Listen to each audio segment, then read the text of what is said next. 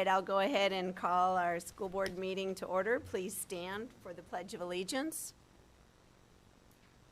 I pledge allegiance to the flag of the United States of America and to the republic for which it stands, one nation, under God, indivisible, with liberty and justice for all.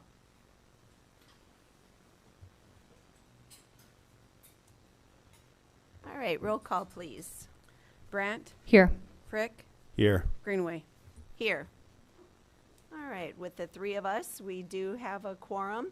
Item number 2 on our agenda is to approve the agenda that we have before us.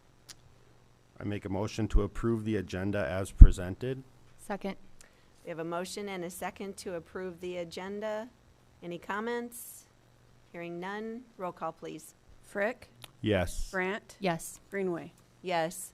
Item number 3 is the approval of the minutes from our regular school board meeting on November 10th. I would entertain a motion. Motion to approve the minutes from the school board meeting on November 10th. And a second? Second. All right, motion and a second to approve those minutes. Roll call, please. Brandt? Yes. Frick? Yes. Greenway? Yes. This is the point in our meeting where we determine or declare if anyone has a direct or indirect conflict with anything on the agenda. Does anyone have anything they wish to declare?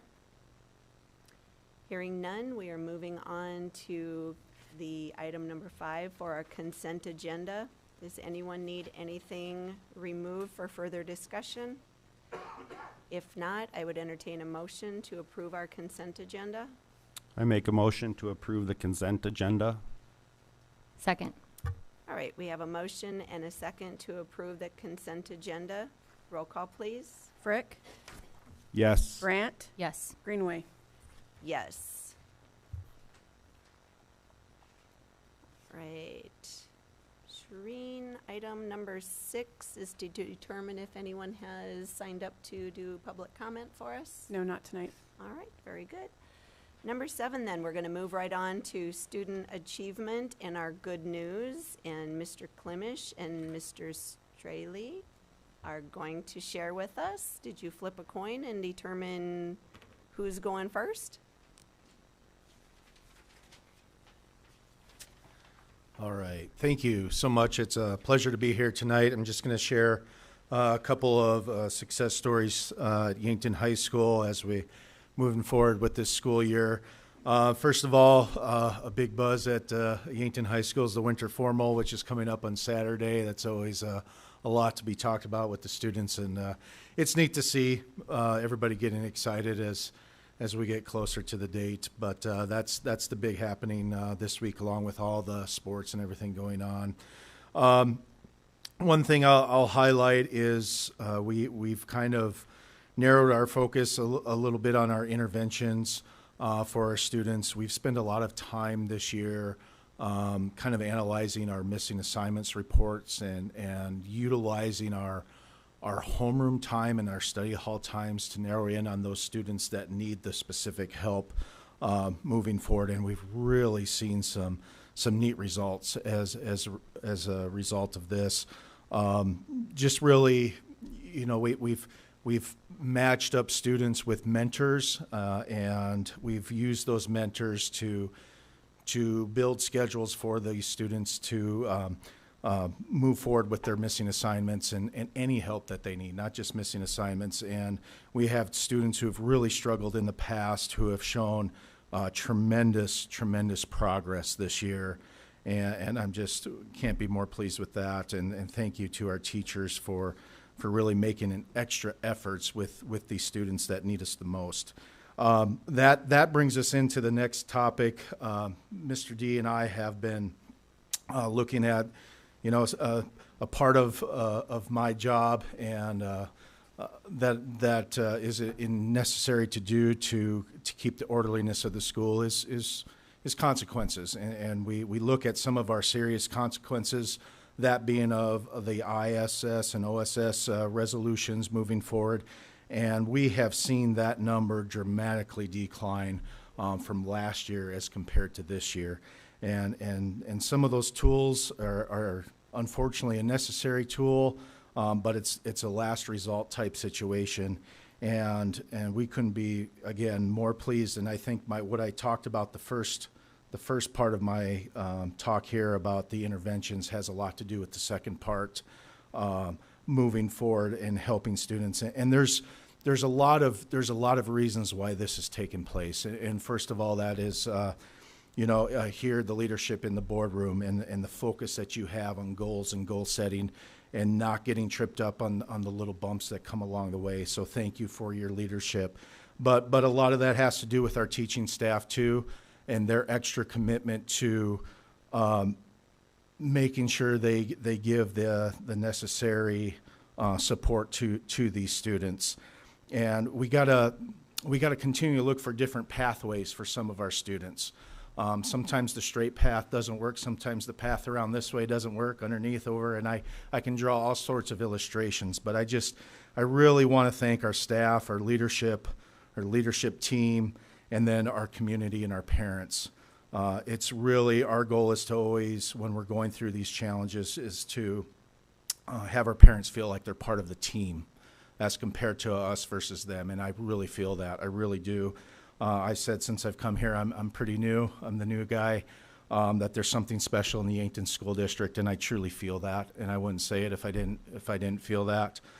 So there's something special here, and there's just all the stakeholders working together in the same direction, and it's fun to watch it happening so steadily and moving. And in the spirit of building on the foundation of success and the spirit of continuous improvement, I look forward to what we can do in the future. So with that, I take any questions as it relates to the interventions or to some of our huge decline and some of our consequences, or resolutions, I should say, a better word. But yeah. My question is about the mentoring program. Mm-hmm. You said it was with other students? No, it's utilizing our time, like our study hall times and our homeroom times, when it's a little more downtime, to have our teachers work with a smaller group of students as compared to a larger group of students, but hone in on the students that need the most help, and then building on that. My only other comment would be to appreciate all of the efforts that you guys and all of the staff make and the creativity, because you're always looking for a solution, and those kids that are struggling are the ones that your heart goes out to, and you really want them to do well. It's easy to admire and appreciate the ones that are doing well, but the ones that struggle are the ones that we, pour our energy and time into, and I appreciate your guys' work doing that. That's very important. Absolutely. Thank you so much. Any other questions? I just have a comment. Maybe another component too that I think has really helped is that it's probably been 4 or 5 years now that we introduced the school resource officers into our school district, and we partnered with the city of Yankton, and so I think that has been a great thing for our schools from elementary to middle to high school. And I think probably the most important part of that is that they have built relationships with kids and kids with them.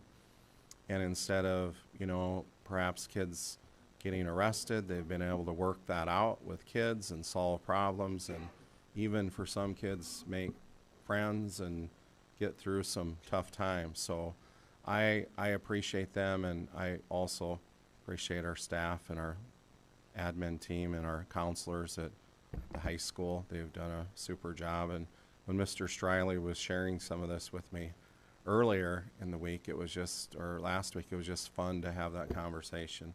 And I thought that'd be great for him to share. So thank you. Thank you. All right, thank you very much. We appreciate all you do. All right, Mr. Klimisch. In keeping with our 150-year history, it sounds like Mr. Klimisch is going to share some history on special education. Yeah, Jerome Klimisch, the YSD historian. So I was not here at 150, but close enough. He might have been. All right. So I'm going to talk a little bit about the history of special ed in Yankton School District. And really, it's not that long of a history, a mere 50 years ago. I'll have you go to the next one. I wanted this picture up here for 2 reasons. Number one, to prove that I did have black hair at one time. And Dr. Kindle always looked like he was in high school when we started off, so that was great. But in the lower left, Joyce Wentworth. That's a picture of Joyce between Bob and Dr. Gertzma. Joyce is truly the mother of special ed in Yankton, South Dakota. And she started it all. And tonight I have with me Linda Belfany. She was with one of Joyce's first teachers in Yankton at Stewart Elementary. And I'll have her come up here in a minute or two, but just some basic things. In 1955, and this research was done by Joyce, by the way, we had 4 students with cognitive disability that started the first classroom in Yankton schools with special education. And it wasn't called special education at that time. It was basically, a classroom for cognitive students to learn. A second classroom in 1957 was added. And then in 1969 school year, we added a speech therapist. So that's really the first, 2-3 decades there. A speech therapist was about all that we had. And then in 1972, Joyce Wentworth was hired to write a Title III grant to start special education in Yankton schools. And so Joyce started with her as the director, 1 teacher and 4 paras, and just a handful of students. The first budget was $47,000. And then in 1975, ironically, last week, you guys, was the 50th anniversary of SPED starting in the United States with Public Law 94-142. So that's when it really started. Yankton started 2 or 3 years earlier, but at that time, 1 million students didn't go to public school that had disabilities. My brother was one of them. He was born blind, and he wasn't allowed, not in Yankton School District, but wasn't allowed to attend school.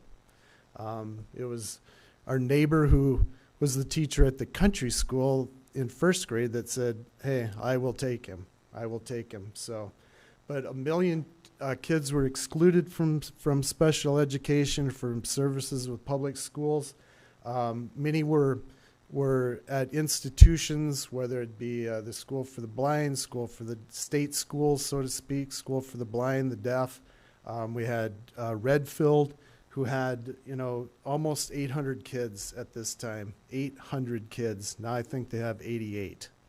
So so that public law signed by Gerald Ford was a really start of it all.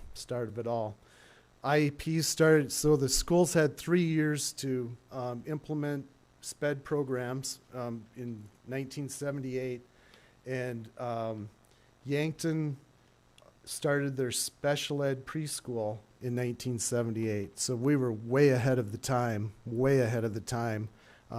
started by Joyce. And at that time, go ahead, Shireen. We had Linda Belfany. She joined us in 1978 in special ed, but Linda, I'm sorry.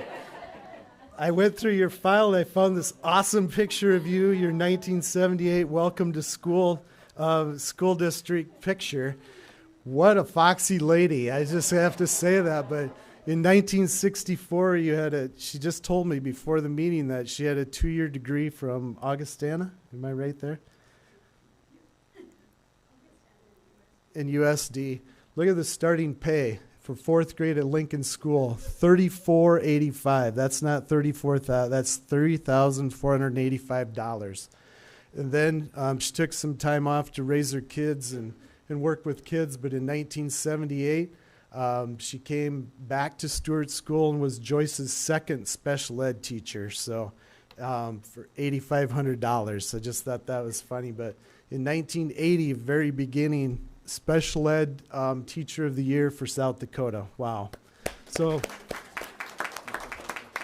Linda, if you have a minute, would you just come and share us a little bit about those early days of special ed in Yankton, please? All right, thank you. And you can jump in at any time. Even while I go to the next slide, but I'll lower this down for you. So you can tell us a great story about Stewart School in the beginning. How's that sound? I started in a storeroom. That's the truth. It was a small storeroom, and I did my student teaching there.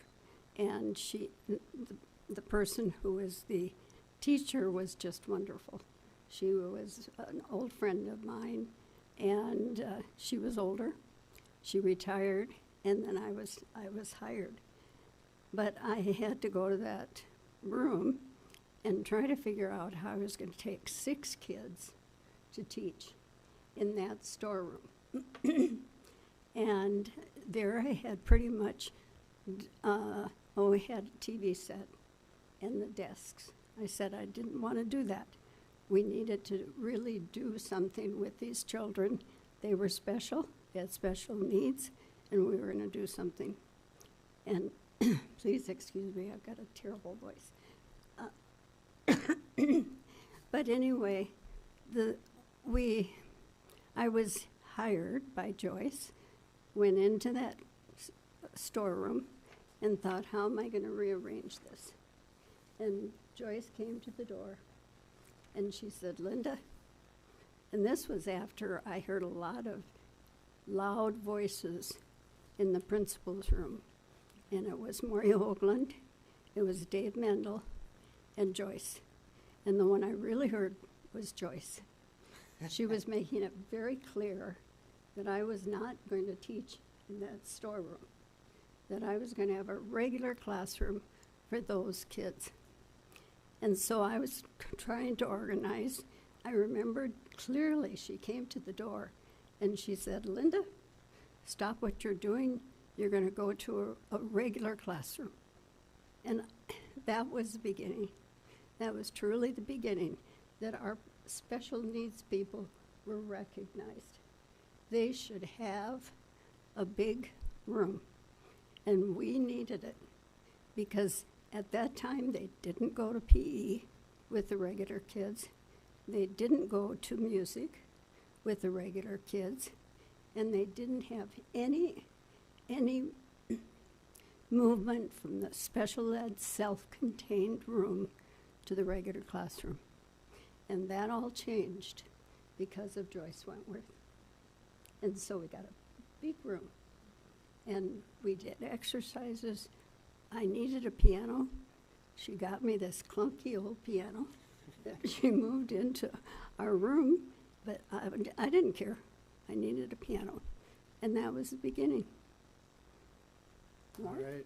Thank you. Thank you. You can stay up here and interject anything you like, okay? Okay. Okay, all right. I will. So we'll just kind of go through decades here, but, you know, that's what started it all in 1978, and Joyce was a big part of that. This is all the things that Joyce opened up. 1987, the sped wing was built on. Talk about space. Yes. 1987, the sped wing was built on to Stewart Elementary on the west side, and it's had special ed students in ever since, right up till this year. Can I interject? Of course.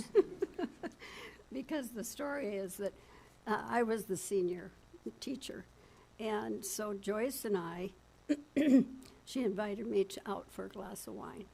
So who could I, I couldn't say no. No. So we went out for a glass of wine.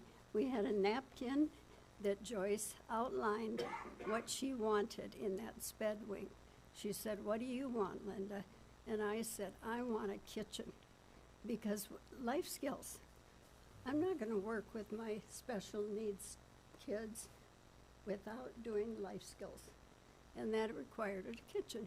Yep. And we I have got the that kitchen. Teaching kitchen, a Yes. washer, dryer, PTOT, shower, changing space, all things we looked at for TLC, 40 years later. So, Right. Yep, that's great. Once again, that transition one with preschool started in 1988, so that was kind of the 80s and 90s, some of the history there. 90s through the 2000s. Our 5th speech therapist added, PT and OT. We had that first emotional disability room at Beetle in 97, and now we're to 6, so across the district. A second school psychologist. All right, we can keep going. You know, over the years, depending on needs, we've had braillists, we've had sign language interpreters, we've had many, many staff added and some subtracted depending on what we needed. We talked about the second room at Beetle being open for kids that struggle with behavior issues. And then Joyce retired in 2010, 2011, and since then, so to think over the last almost 60 years, we've only had 3 directors over during that time. Joyce started it all, so that's, you know, it's been awesome. How that compares with today's staffing, today we have 28 sped teachers, a project search director that I just worked with, you know, with Avera. We have special ed kids not only in the classroom, but they're at Avera receiving on-the-job training, and they're getting jobs, and we're talking about their transition to, you know, life, and they're getting their own apartment. The meeting we had today, the young lady's getting her own apartment. She is ready to fly. She's 21 years old and going to be aging out. 3 school psychologists, a behavior specialist, 10 school counselors. One of the notes back there was the first elementary counselor was half-time many, many years ago. Talks about our speech therapy, sign interpreters, CNA, PTOT, 74 paraprofessionals. So if you add all this up, 4 bus drivers, we have a little over 130 staff members working with special education kids, and that's nearly 500 kids in special education. It's 490 some kids in special education. And our budget, remember, started at $47,000. We have a $6.3 million budget for special education alone. So, Linda, I appreciate you very much coming, and thank you for starting all this with Joyce in the beginning. Well, hey, you did great. Appreciate it. Thank you. Any questions for Linda or I from the board? I do. So this is for public school. So what's the requirement for a private school, Christian school? Good question, Dr. Kendall. So they do receive part of our federal grant. They do receive, it's right around $22,000 this year, and the special education Sacred Heart chooses to have our kids get speech and language. So we serve, they're allowed up to 11 students, and that's how we, you know, if they did 1 or 2 resource room kids, that would be all they would be allowed for that kind of money. So that's how special education is handled through the public school, through our federal grant dollars. But they have no requirements. That's where I'm going with that for the private school, Christian school. No, sir. No. Okay.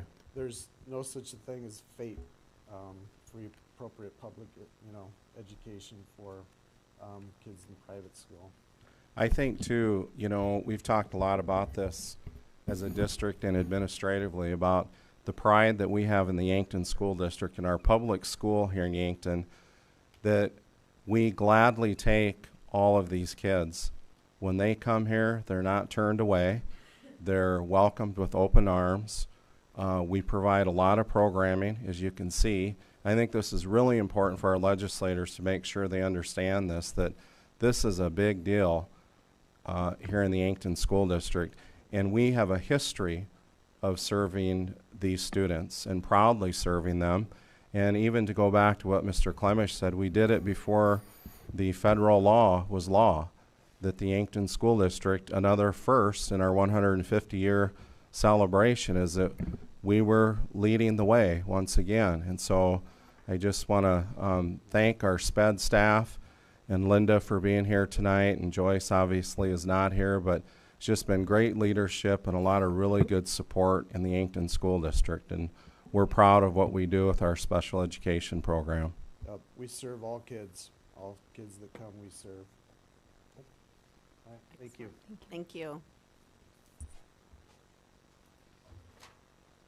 All right, item number 8 on our agenda is our local legislators here for discussion on the 2026 legislative session, and I believe all 3 are here this evening, so we appreciate your time coming in to visit with us. And maybe what I will do just in ladies first, either one of Julie or either one, okay? Do you, if you all want to go up and just take your turn? I'll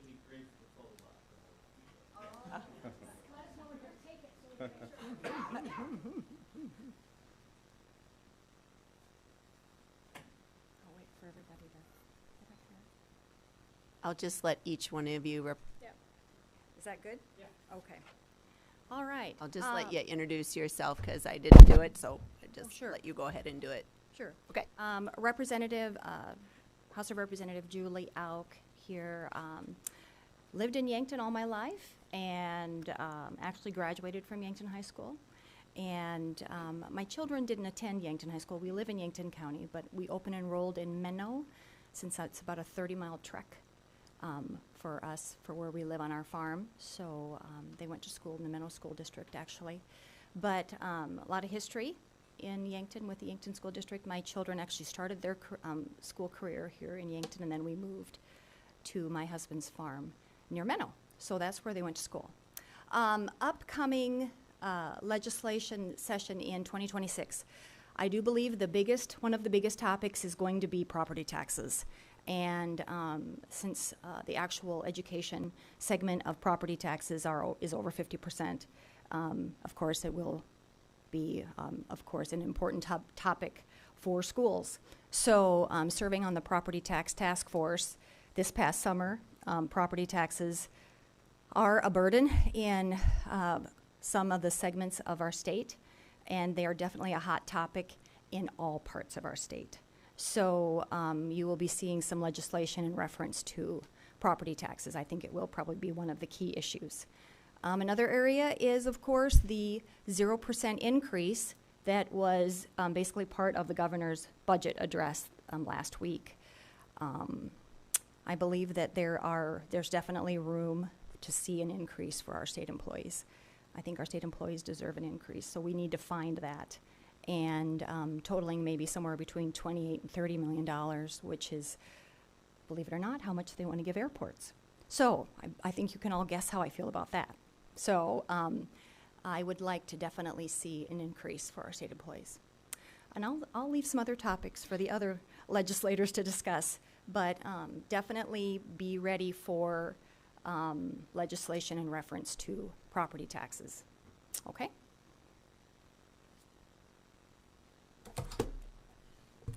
State Senator Lauren Nelson here. I'm going to say 3 things that's not regarding what's on the agenda. But first of all, I had the opportunity to sit with Joyce Wentworth. One of the first years Missouri Valley Christian Academy opened up, and I had to do some paperwork with her.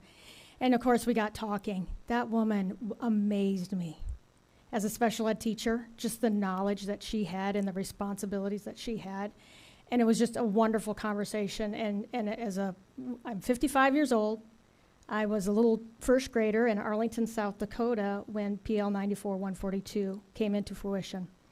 And so Marcia and Arlene, Mrs. Meyer, were included into our classroom. And didn't know what was going on at the time, but when I got older and realized that was the beginning of special education in Arlington, South Dakota. So I appreciate Mr. Klimisch for your presentation tonight, because it brought back a lot of memories, and just want to say thank you. Also, I purposely wore this shirt tonight for Mr. Frick over there, knowing that we're probably feeling the same pain, although my pain is probably minor compared to yours. Because sitting in the stands in Missoula on Saturday, that was the topic of conversation, was that score. So I feel your pain. It's a good sign that both schools are recognized for their successes, and when there's a failure, people notice. They do. They do. So, no, I purposely told my husband I'm going to wear this shirt tonight just for you. So, yeah, I know, go Yotes. And I warned the Grizz, get ready, but it's outside. We're still playing. You are. And I'm happy. I am happy for the South Dakota schools to go out there. But be ready. It's going to be cold. It was cold. So looking at what's coming ahead for the legislative session, agree, property tax is going to be huge. Last I heard, there's 16 bills coming with property taxes, and of course, a couple of them are going to directly affect schools. I know Senator Melhoff has one bill that's going to totally take away all school, SPED and the general fund and throw it up to the state level. And he's a moderate, so he might be able to swing it. We'll see. I'm not a fan. I disagree with some people, but I'm not a fan. With the way that they handle money in Pierre, I don't think I want to give them any more. So we'll just see. Also, too, what's going to be on the trying to get signatures right now for the receipt tax, flat receipt tax, $1.50 for every thing you buy.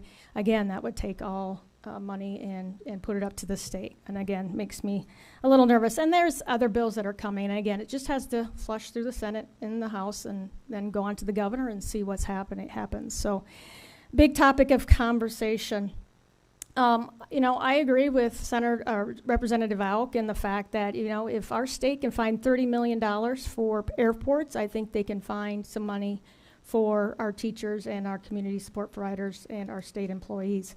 I did ask our President Pro Tem of the Senate, I said, hey, if we were to give teachers, all of them a raise, how much would that cost, like 1% raise? He said $27 million. So, like I said, statutorily, we're required to take care of K-12. We're not required to take care of airports. So, as long as that money's there for airports, I'm not going to agree for a 0% at this point. The other thing that I think is going to be a hot topic, we'll see, is technology. And there is already a push to take away local control and put a statewide ban on technology in the classrooms and in the schools. One of my first visits after I got out of session was going up to Viborg Hurley and visiting with Mr. Mellum up there, who's the superintendent, and they've already put in a ban on cell phones all day, and it's working for them. And then I visited the Menno School District, and they kind of do a, here and there kind of ban, certain times of the day. It works for them. And so at this point, schools are already doing it. Schools are already providing the way what's best for their school. And so at this point, I'm not too, gung-ho on that. Juvenile justice has been a big issue that I've been looking into this summer, regards to, crime rates, what kids are involved with, how it affects our schools. And I have a Zoom meeting this Thursday morning. We met 2 weeks ago. A bunch of legislators, senators, and representatives met with a whole room full of people involved with juvenile justice. And we had some really good conversations, really good ideas. And we're going to have a follow-up Thursday morning and looking at maybe some specific legislation. And my hope is that there's an appetite for how can we help schools, dealing with this. I met with the superintendent of the Sioux Falls School District, and some of the things that they're dealing with, and it directly relates to the fact that a kid gets, arrested, and the next day they're back in school, and then the school has to deal with it and the behavior and stuff. So, hoping there's some appetite there for some bills or some ideas that will, help our schools dealing with juvenile justice this year. Last thing I just want to say is the mentor program. I met with the new mentor program, or the coordinator up in Sioux Falls, and how they're trying to match adults in the community with children in the most needy schools in Sioux Falls. And it really takes a lot of work, but the success and just the stories that they have to share with that mentoring program is up there. So I'm glad to hear, that with the mentoring, just teachers and stuff, because mentoring works. And any time that you can find an opportunity to mentor kids, whether it be adults in the community or teachers or even students mentoring students, it seems to have profound impacts within the school. So if you have any questions, please ask. I will be willing to answer. So I'll let Representative Stevens go. Thank you. Hi, Mike Stevens. I've been around for a while. I will do my Joyce Wentworth story in that when I was first on the school board, Joyce obviously was in charge. And, you know, there was a great fear of Superintendent Hoagland at that time. The only person who wasn't afraid of Superintendent Hoagland was Joyce Wentworth, right? And the other thing was, I mean, if you had anything dealing with it from regulatory, that type of stuff, she was the expert in the state. You wanted to know what it was. The lawyers all called her to find out what it was. She was such an influence on it. And the nice thing about it, I think, is the fact that of everything that you guys have done is exactly what Joyce would do. You know, she set out the course, she set out the standards, and I think the school district over the years have kept up with that. And I think if she was here, and she is, when you look at everything that the school district is doing, so you can't say Joyce isn't here, she is here. And so the staff should be very proud of how you've continued on with her love for the students and the things that she has done for the school district. So I'm very appreciative that I got to serve with her for a long time, and she was an immense asset to our community and a great loss to the state. I've served on the education, so I'm going to kind of zero in on that. You know, it's got to the point, obviously, because of our finances that, you know, it's going to be another really tough year as it relates to the money part of it. Ironically, I think the Medicaid money that's coming across is actually exceeding what's been spent on education. And that's a tough thing to deal with, I think. You know, I want to thank you guys for your service. You know, a lot of times people drive by out here and they don't even know you're here. And I appreciate the time that each of you guys have spent to do that. This year we'll have a 38-day session. We start on a little bit later on June 13th. And I'm going to have a couple of weeks where we're 5 days in a row, which makes a pretty quick turnaround. I think, you know, you're going to start, I think you've already seen and that, you know, there's really kind of two camps that are involved, those who want to cut and those who are against economic development. And so a lot of times you'll see things in that regard, how can we afford to do this and we're not doing that. But obviously there's a difference of opinion where economic development comes into play, and some people think that economic development is a bad word, and I'm not one of those people. I think that's how our state grows. I think that's how you grow the sales tax. I think that's where we get our revenue to do the things that we're doing. And we've certainly have made some changes that I think that are good economically. You know, ours is one of the few states in the nation, and I don't know how many others there are, that we have a AAA rating. And that's really difficult to get. And that's a big deal for our state. And so we need to be financially responsible. We need to be able to handle things appropriately. You know, Governor Dugard and Lieutenant Governor Michaels worked on that and got that done. And to get it done, and I'm sure, Greenway, you know how difficult that would be. But it really allows, you know, all of our municipalities and school districts and others, if they have to borrow money, they get it at such a reduced rate. And there's been millions and millions of dollars that have been saved as a result of that AAA rating.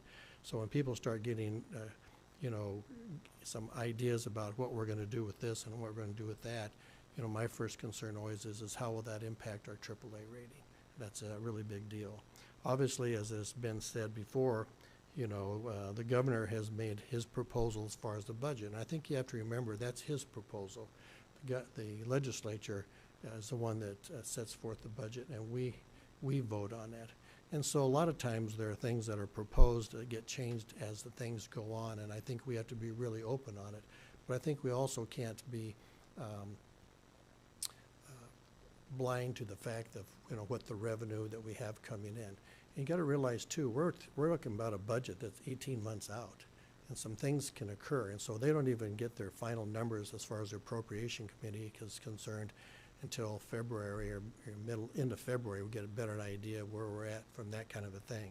And so we can look at that. It's unusual for a governor that I can think of during the times I've served that allows $14 million to be laying there to see what you're going to do. And that's like, you know, throwing a pound of hamburger into a bunch of hungry tigers, not having it allocated.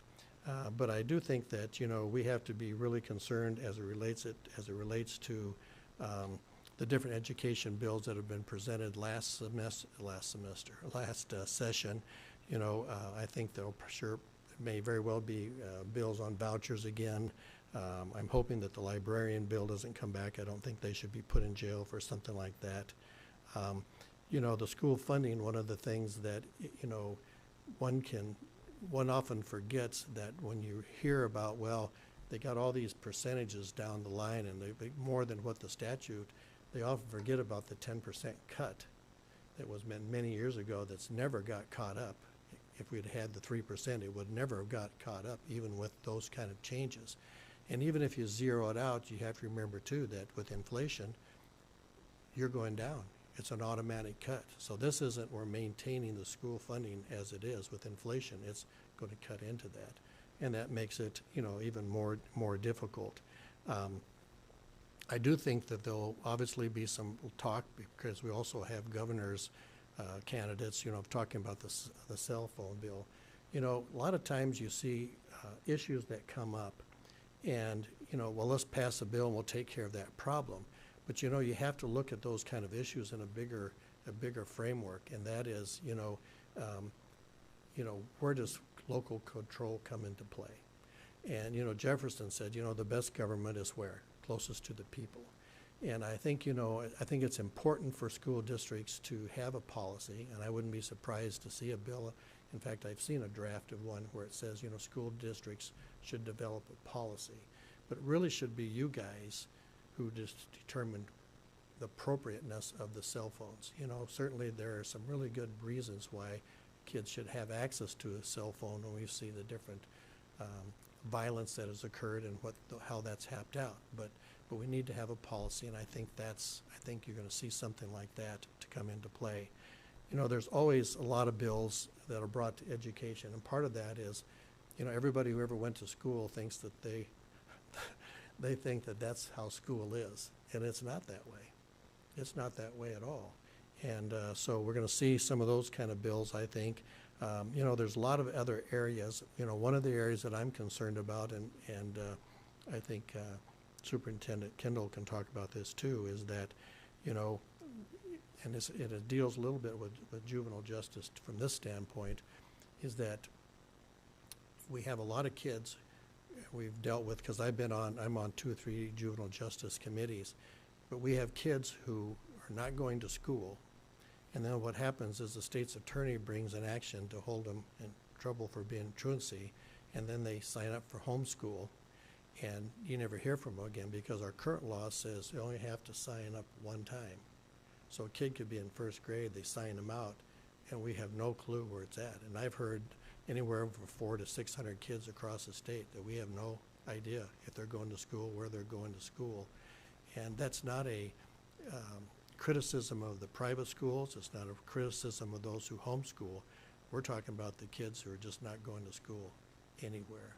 And we as a state have an obligation constitutionally to provide them an education. And if we can't identify who they are or where they're at, then we're not doing what we're supposed to be doing. Or I think we're also going to be really interested to see how any bills that deal with vouchers, or how that impacts the tax credit bill that was just passed federally, how that's going to impact. No rules have come out. It's not going to go into effect till 27, but that can impact, besides private schools, it's also going to apply to public schools as well. And so that may be another way of looking at something that we can take advantage of. I think too that you're going to see some bills about kindergarten admission age. I think you're going to see a bill dealing with some places. Some communities don't have a cardiac emergency policy, and some of these schools, school districts way out west, it's even like with the ambulance, it's a 45-minute ride when they have to do that. And so the schools need to have, I think, a policy that somebody on staff knows how to do those kind of things when it comes to cardiac. And there are kids that are dying, really as a result of that. And I guess finally, it's not, I think it kind of ties in from the standpoint that, that was said earlier about what the public schools do. You know, I think when you see a lot of people attacking the public schools with this statistic and that statistic, but I think if we're going to be honest and fair about it, you have to do apples to apples, don't you? You know, if you're going to say this is the numbers for the public schools, well, let's get everybody's numbers out there, okay? Let's treat all the kids the same, requirements, whatever is required of the public schools. If we're going to be comparing, I think we have to do that all at once. And so it's going to be a very interesting, I think it's going to be a tense session. I really do. And last session was pretty tense. You know, it's a one vote one way or another in a lot of areas. But I really appreciate the input that I've received from you, and particularly Chairman and Superintendent Kendall. You're always sending me good stuff, and I try to send good stuff back to you, even if it's bad stuff. But you should be very proud of the school system here. So thank you.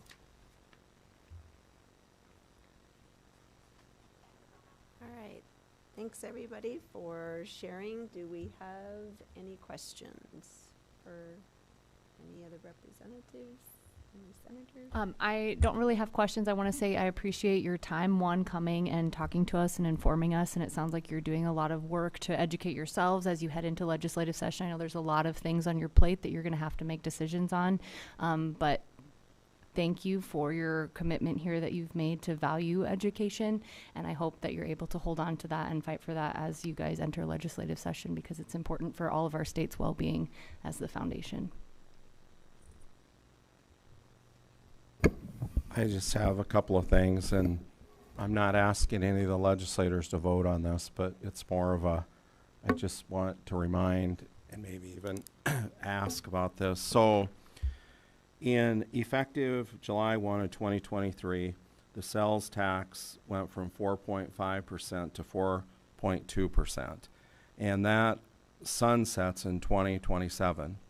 And there are estimates that the 0.3%, if that were put back on as sales tax, would generate about $105 million per year. That's a lot of money.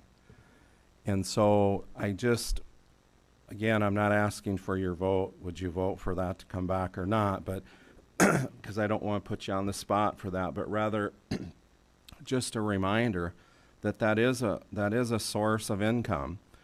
And it was there, and it was a hard-fought piece of legislation. And matter of fact, they even did a public poll on that. Do you support that to go towards education? You know, the half-cent sales tax, we're all familiar with it. Now, the public didn't vote, but the legislature did, but there were surveys about it. And the survey strongly supported that half-cent sales tax. So the legislature put it in, and they turn around and take it back out, or at least part of it. That's a lot of revenue.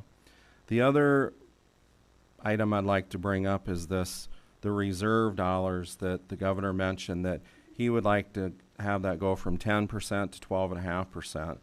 And that's tens of millions of dollars more putting in reserves and a rainy day fund. And if it's not rainy day right now, I don't know when it is, but you know, that's an option for the legislature to consider. And then, you know, I went back and looked at the education budget, and near as I could tell, the DOE did not spend somewhere around the tune of $4 million out of their budget. Not sure where that went, if it goes back in the general fund. There's been a lot of talk about unclaimed property. That was $63 million or so, and I know that there was legislation passed last year that set up a trust fund for some of that. And so I think that they've kind of taken care of the unclaimed property. I think I'm thinking Christmas gift here.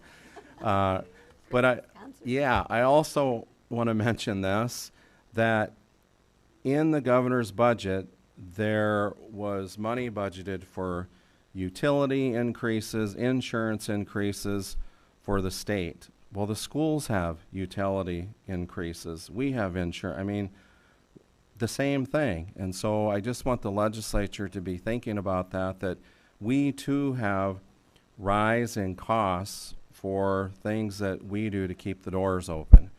And while some of that is capital outlay, some of it is also general fund expense.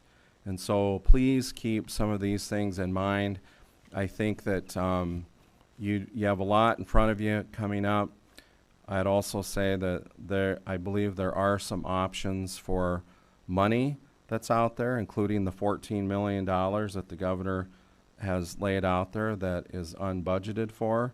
So there is opportunity to go from 0% to some kind of increase for state aid for education. And I hope that the three of you will really dig in on that, take your time, look through the budget.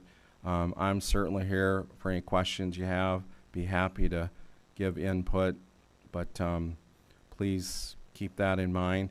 You know, lastly, I think I've been part of 3 formulas all the way back to Governor Janklow, and frankly, there was beauty in all the formulas, but the bottom line is I don't care what formula you have. If you don't fund it, it's not going to work, period.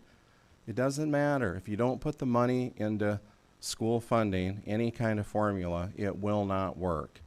And so there just has to be a priority on that. I think that the Yankton School District and many others have demonstrated that we use the dollars that we have, we use them wisely. Of course, we have an opt-out in place. We did not take the entire opt-out this year. We're very, I think we do a great job with the taxpayers' money here. And I know that you work hard to do that in Pierre. I just want you to really take a look, just like we do with our budget, and to see where are there opportunities to fund public education in South Dakota. And my final comment, I have to bring this up. It will be my final one. Regarding this alternative education homeschool registration, I just don't see the pushback on that. This is about finding lost kids out there. We have them. Our homeschool enrollment is not accurate. It's not accurate across the state. As legislators, you should be concerned about that. The system that's in place is not good. It's a simple request. Register your kids to make sure that everybody knows that they're registered in school, whether it be public school, homeschool, some type of alternative education. We need to know where the kids are at, and I think that's fair. Every coffee group that I've spoken to about this, they can't believe it. Why wouldn't we do this? It's not anything negative towards homeschool or alternative education. It's about a piece of accountability that, don't you want to know where your kids are? We all do. And you should, as legislators, you should want to know where our kids are at in this state and whether or not they're enrolled in some form of education in this state. And it should be done yearly, just like the public schools and the public school families do across this state, including right here in the Yankton School District. Thank you. I won't be nearly as long-winded. We're very lucky to have Dr. Kindle in our school district and leading us up in Pierre on a lot of cases too. But thank you very much for coming. I'm glad you guys came. We had some great presentations. Hopefully, guys, when you go to vote, understand that not only do we have a great past, we're pretty good position right now. We have great people in the school district leading us. And when you make those decisions on funding and budgets, there's people behind those, and there are people that are doing a really good job and that care about what they do. And we care about our communities. And I think a strong school system is part of a strong community. So we got to keep those funded. I have all sorts of notes and questions. I could go down here, but that'd probably be more on a one-on-one basis. But anyway, thank you for coming, and I appreciate you guys at least showing up to hear us. All right, thank you very much. I'm also just very thankful that we had all 3 of you be able to be here. Representative Stevens, Representative Auk, and Senator Nelson. Appreciate all your time coming in and sharing your thoughts with us, and we do look forward to a productive session. And if there are anything that you need from us as far as impact to our district, your district, please reach out I can guarantee you that I'll probably be sending a note here and there as well, just keeping in tune with things that are going to affect public education to keep us strong and going. So, thank you. All right, item number 9 on our list is Rural Communities Opioid Response Programs. So I'm going to turn it over to Dr. Olson, Mr. Duracek, I believe Nick Shudak, and Carla Hummel, but I don't see. Yep, you bet. It's just Dr. Olson and I tonight, and we've invited Carla Hummel and Nick Shudak back in the future. As tonight, our goal is just to give you a overhead approach of what this looks like and what we are a part of. So I'm going to give you a little history of where we've been in the last few months of what we're doing and how we're doing it.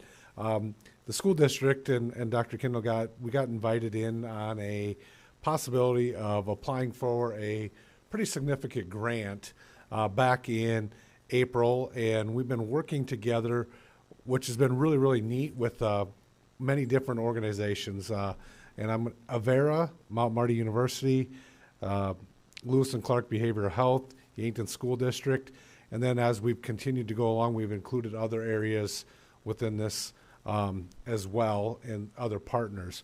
But what we worked on and we put together is if there's some needs in our community and there's some funds to go after and go get, and then how we can do this and what we can do to make an important or an impact within our community and our local area here. So what is the Rural Communities Opioid Response Program, or what we call RCORP? It's a federal funded grant initiative through the Health Resources and Services of America, the HRSA, and it's under the Federal Office of Rural Health Policy. So RCORP is designed to help our rural communities expand these areas: prevention, treatment, and recovery services for substance use disorders, including opioid use disorders. So as we've got together and collaborated with Avera and being invited in and being part of this process, what we formed is what we've called Yankton's Best. And it's going to, our goal was for it to be funded under the RCORP grant. It creates a local behavioral health education pathway for middle and high school students. I think that's important. It's a behavioral health education pathway because as you've seen and you drove around our communities, you've seen the many different things that have gone up. Our Lewis and Clark Behavioral Health Facility, Avera is using a lot of different programs as well. We have HSC in our community. What is the pathway for students not only to understand but be a part of that and come back to Yankton and also get into that field? So that's kind of what we've looked at. This project is going to introduce foundational coursework, hands-on simulation experiences, guided exposure to community partners to increase our student engagement and to make sure that we have students that are coming through as early as middle school, from high school through Mount Marty, that are engaged and want to go to the behavioral health field and that behavioral health pathway. So it expands some college opportunities. We have a dual and concurrent credit component. We want to train students and educators in our mental health and first aid, and we want to help. We have a robust internship program, but would we be able to continue that within the behavioral health field and dig that deeper with some internships and some experience learning with local agencies? So we did a lot of those things and kind of set the groundwork. We applied for this grant, and it was our group, and it was really based with Avera, and they kind of led the way, but asked us for a lot of input. That was submitted, and we found out in mid-September that this was awarded to our group, and then we began with the planning process. And as Carla Hummel is our kind of our director of the grant management, and then we've worked with Mount Marty University with Nick Shudak and a lot of different things of what we're doing to create this. This is a $1.14 million grant over 3 years. So just a little under $400,000 a year of what we're going to be working and being a part of, and having some specific allocations, not only for what we can do here at the school, but also what we can do in the community with that as well. That's just a really high overview of what we're looking at. We want to come back in the next couple months as we are working on some staffing and working on some different things within this group, and really want to share some of those, some of the things that we're really working on. You're going to see next January meeting that we're going to come to you with another opportunity to offer a class at Yankton High School within the behavioral health area for a pathway. So with that, Dr. Olson would like to just talk a little bit about some of the areas with our key goals. So I'll turn that over to her. Yeah, so just to reiterate kind of what Mr. D was talking about. So with this position too, we've loosely used the word unicorn. So you have to have someone that's going to be able to teach some classes at the high school. How do they incorporate with Mount Marty College and at the middle school level? So, I mean, to get all those combined is kind of a difficult task, and be part of the mental health. So they do have 4 goals within this grant. The one is to make sure that the students understand that there's different mental health careers that can go along with it. Like, for instance, in the CTE department at the middle school, they have a snippet of all the different classes. So they can use that and maybe sign up for a class of psychology or somewhat in the high school. So we kind of have that little foundation starting there. Just to increase our partnerships within the community we have a great partnership with Lewis and Clark Health and with Mount Marty, and just to increase those partnerships. Again, that comes with a lot of communication with this position as well. And then just, having the high school kids have the opportunity with a psychology class and some mental health classes to understand those. And then just making sure, too, the other part is the student engagement. How are we getting the students to understand the prevention and recovery support as well? So it's, like I said, it's a lot in this one position, so you have to have someone that knows a little bit about everything. So it's been a challenge, but it's been a fun challenge just to kind of, find this person.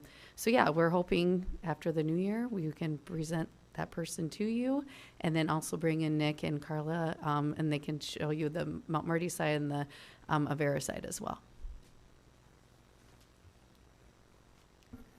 Excellent. All right. Any questions for our presenters? It's not a question, but thank you for your efforts on it. The fact that we have all of those organizations and systems here in Yankton, even at our school board conference, they were talking about, if students have problem or if adults have problem, that Yankton with HSC and with Lewis and Clark is a place where the state sends individuals where that might need more help. And so to be able to staff those positions, because I know staffing is hard in those fields. So I think it's a great opportunity for Yankton to partner on that, since they're right here. And the one thing I will add that I personally, as a parent, it's great to see that I think some kids don't understand what positions are out there for mental health. They think it's just being a counselor, or they just think it's something like that, where now it's expanding, and it's just understanding that you could be an occupational therapist and you still have mental health. So just, for giving our students those opportunities to just keep growing with our education. How did you find out about the grant? Well, we were contacted to come in to be a partner with Avera, and that was something where it was, do you want to come in? Do we want to listen? What is it that we can support? And then working with all of those leaders that have been involved with that, it's kind of come to a nice little form of what this is, of what we can do, and how we can really create the pathway to show our students that this is something that is much needed within our community.